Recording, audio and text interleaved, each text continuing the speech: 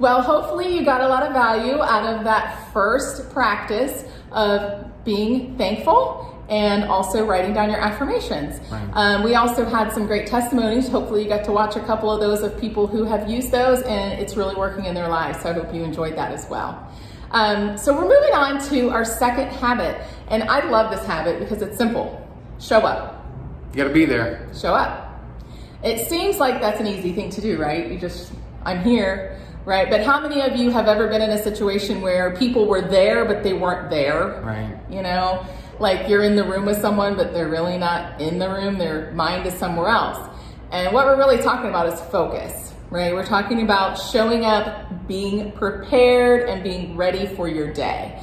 And how you do that is you take time every morning to plan out your day.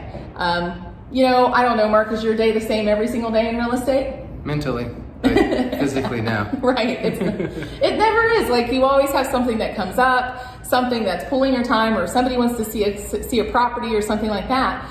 But you have to learn how to set some boundaries and those important things that you need to get done. And your Ninja 9 is one of those things that needs to be hard set into your day. Right. So you need to time block that time out so that you always allow time to do the practices that are going to get you the results you want. Right. So very simple to do. You're going to see an actual perfect Ninja week example here.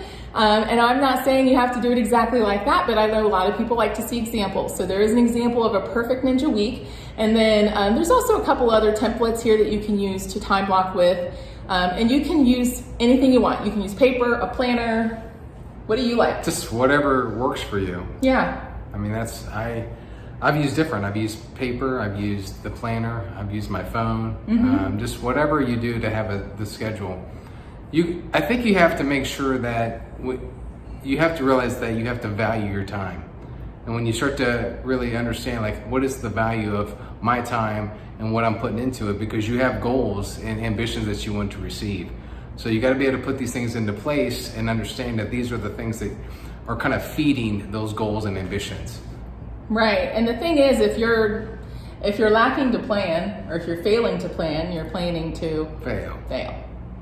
And I think that sometimes people get caught up in the whole planning thing because they feel like if they plan something and they don't do it exactly as it's written, that's failure. Right.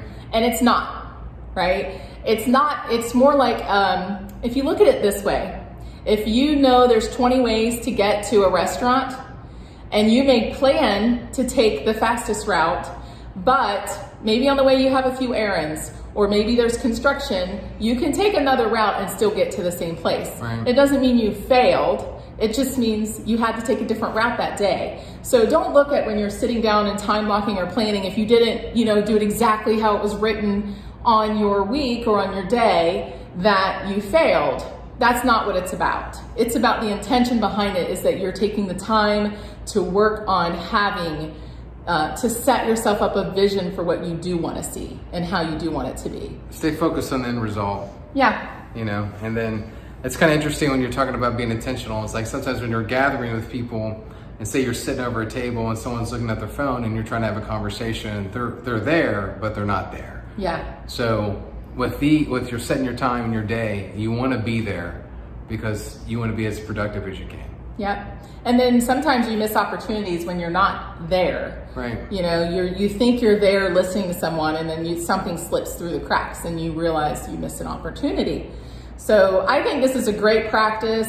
Some people, you mentioned earlier that sometimes you do it in the evening before, right. And that's fine too. Sometimes I'll do that. Some people may plan a week at a time or a month at a time. It's really whatever works best for you, but I think you still need to take time every morning to kind of take stock of, okay, has anything changed from my original plan? Is there anything that kind of showed up in my schedule that I wasn't aware of? And just kind of know where you're going to go for that day. I agree. So take a moment and maybe write out your own plan of what you think will work for your life. I personally like to time block as much as possible, which means I might block work for this. I usually block by day. So certain days of the week are my heavier work days. Other days of the week will be my lighter work days. And then we're getting back into the school season right now while we're making this. So I'll actually start time blocking more time for school activities with my kids and things like that. Yep. So you just have to, figure out your schedule, figure out what works best, and be as efficient as possible with what you have. Agreed. So I hope you enjoyed this one. We'll see you on the next practice.